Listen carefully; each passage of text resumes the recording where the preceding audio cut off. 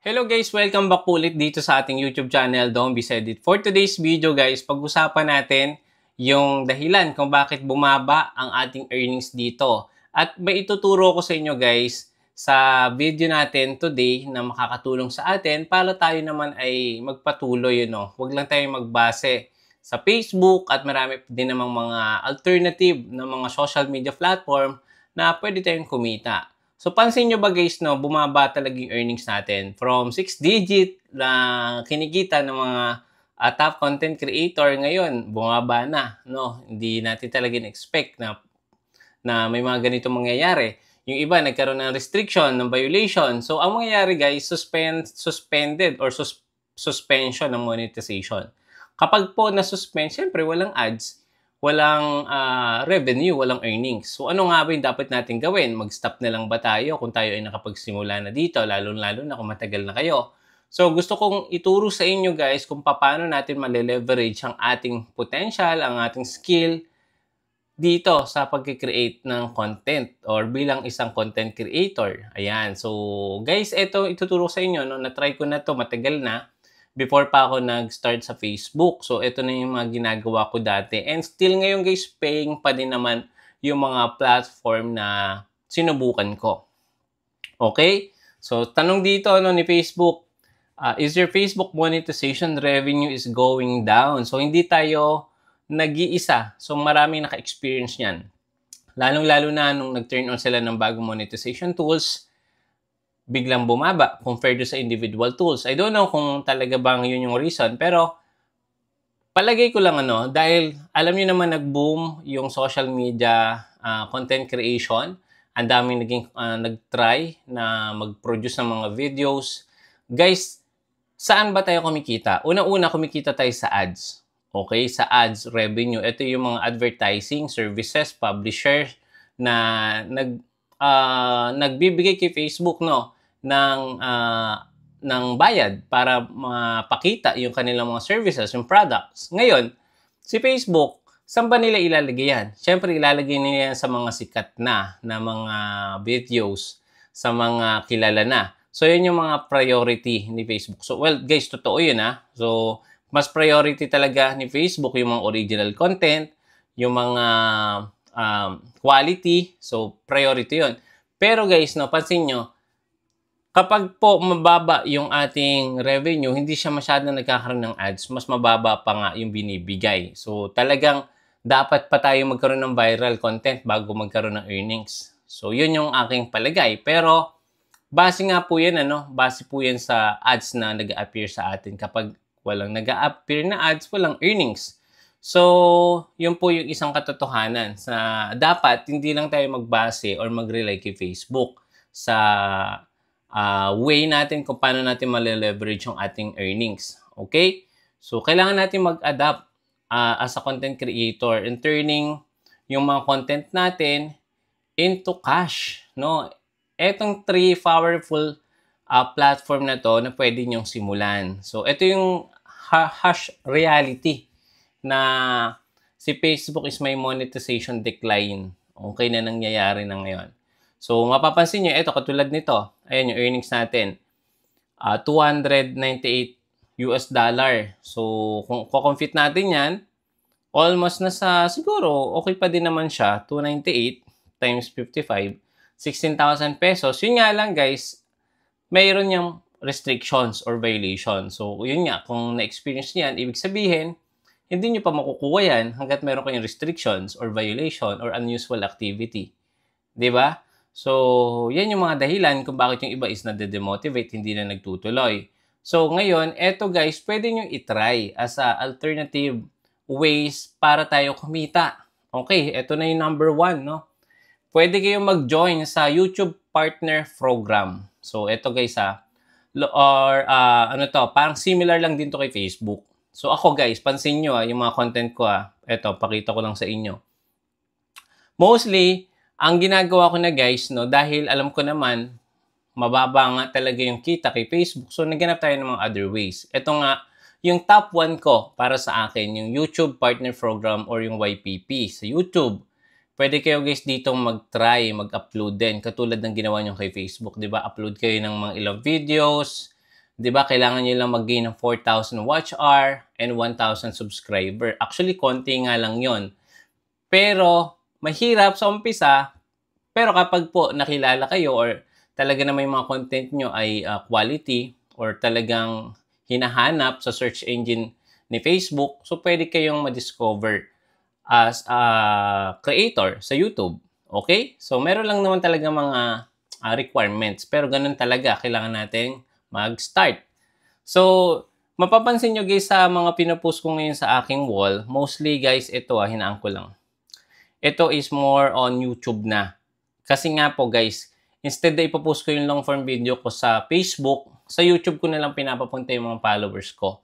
Alam niyo naman, sobrang dami na kasi nag-produce ng content sa Facebook, no? Siguro, hindi pa naman totally saturated yung topic na tutorial. Pero mostly kasi based sa data, number, analytics na chine-check ko, mas marami pa rin guys nagsusearch sa YouTube about these certain topics like Facebook monetization, Facebook tutorials. Sa full guide sa YouTube sila nagdadirect compare sa Facebook kasi nga maraming kaagaw. Kapag po kasi sa YouTube, so sample nag-search ka how to monetize on Facebook, bibigyan ka mga alternative videos regarding dun sa topic na yon. Dito kasi kay Facebook, kapag nag-search ka, pag swipe mo, iba na kagad yung topic na nag-a-appear. So, nahati yung attention kung kayo isang viewers. So, parang ganon. Okay? So, ayan, mostly, ayan, ito yung mga recent upload ko regarding sa YouTube. Ito pa, yung isa, ayan, affiliate program. So, tinatry ko talaga, guys, na ma-maximize yung ating skills or yung ating content, no? Hindi lang sa Facebook. Sabi dito, ito, mostly, explain how YouTube pays more consistent through ads. Totoo naman, guys, no? Laki din talaga ng pwedeng kitain kay YouTube. So, alam niyo naman, dami pa rin content creator na nagre-retain sa YouTube compared sa Facebook. Meron silang ads, membership, and super chat. Same lang halos din kay YouTube. Okay? So, dito, no, mas okay kung meron kayong mga tawag dito, certain topics or kung meron kayong mga niche, katulad natin guys, more on tutorial tayo. So, yun po kasi yung mas okay sa YouTube. Dapat naka-fix lang sa isang topic para at least maging top kayo sa search engine optimization. Kumbaga, pwede nyo rin guys gamitin yung ginagawa ko. Yung mga video ko dito kay YouTube, kay Facebook, ina-upload ko din yan kay YouTube. So, i-search natin dito si The Homebiz Edit. Nga po pala, kung hindi pa kayo nakapag-subscribe, subscribe na kayo sa aking YouTube channel. Ito po, andyan po yung subscribe button. So, i-click nyo lang yan para ma-notify kayo kapag meron tayong incoming content. So, ayan guys, ito yung mga long video natin. Ayan. Ayan mga long video natin. Usually, mababa lang yung mga views. Mababa lang yung per month views. Usually, wala pang million per month. Pero may kita po yan sa YouTube. So, ayan. Yung mga posted short video ko, nire-repost ko sa YouTube. Take note, as long na wala po yung music from Facebook. Kasi nga po, pag na-detect ni YouTube na meron niyang copyright audio na added dun sa content, possible magkaroon kayo ng copyright strike. So, be very careful sa music. So, mahigpit si YouTube sa music. Okay? So, next, tip number 2, TikTok creator tools or affiliate marketing. Ayan, din ito, sikat po ito, booming po ito ngayon, Sobrang daming ways ngayon sa TikTok para tayo ay kumita. Pwede po sa affiliate links or sa mga collaboration, promotion. Pero ako guys, trinay ko sa affiliate link. Wala tayong produkto, 'di ba? Wala tayong inventory. Ang gagawin lang natin, create lang tayo ng piece of content. Tapos, pwede na tayong kumita kapag po may nag-click ng link doon sa content natin. So, sample, ito, ayan. Isa na yan. Ito guys, sponsored po ito ng Lark, yung hawak ko na yan. Binigay po sa akin yung free. Ang kagandahan nga po sa TikTok, kapag pumarami kayong followers, pwede kayong padala ng free na items or free na products, katulad nitong Lark. That's worth 7,000 or 8,000 pesos. Free lang yan guys na binigay sa akin na i-produce ko yung isang ganitong video. So, pre ko na, tapos pwede pa akong kumita kapag po may nag-click ng yellow basket sa may ibaba. So, guys, meron akong full guide niyan. Ano, panoorin nyo sa ating YouTube. Ayan, pakita ko sa inyo.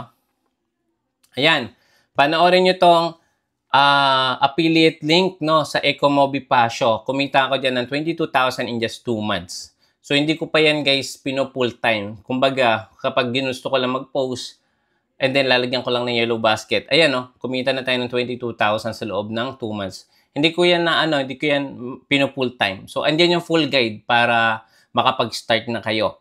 Pwede kayo magsimula sa iba pang mga affiliate program like Involve Asia, kung natandaan nyo yun. Nag-promote din tayo niya ng Involve Asia, Amazon, tsaka Shopee and Lazada affiliate program. Okay? So, legit po yan, guys. Panoorin nyo itong video na to. Susunod yan kapag tapos ng video na ito. Number 3, last. Digital products or fans support platform like Patreons. Yan yung mga yan. Pwede kayo, guys, mag-create ng website, no? Encourage nyo sila mag-avail ng ng inyong mga digital products like ebook, templates, or courses. Actually, meron na akong isang kilalang content creator nito na meron siyang digital courses, si JB, basta si JB yun. So, i-search na lang, no? Meron siyang mga in-offer na digital products, no? Na pwede kayong kumita. Pwede rin, guys, Canva. Alam niyo yun, meron akong nakita last time. Ang binibenta lang niya is yung ebook, no? Tsaka coloring. Kino-color lang, tapos binibili po ng mga parents para sa kanilang mga anak. Using Canva. Ayan, template lang yun. Tapos parang i-print lang, gano'n. So, gamitin nyo yun, guys. Gamitin nyo yun. So, pwede kayong kumita. Passive yun, ha? As long na may bumibili, di ba?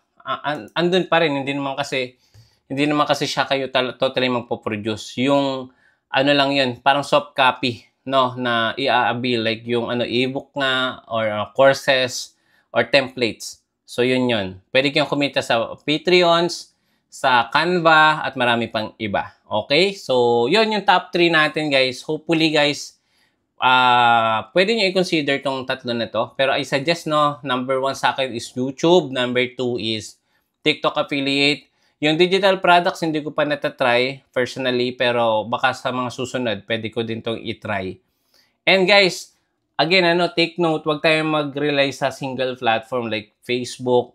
Start na tayo mag-build ng multiple income stream today, no? Para at least, 'di ba, kahit papaano, if ever talaga magkaroon ng problema, yung ating Facebook, magkaroon tayo ng restrictions, violation, na demonetize tayo.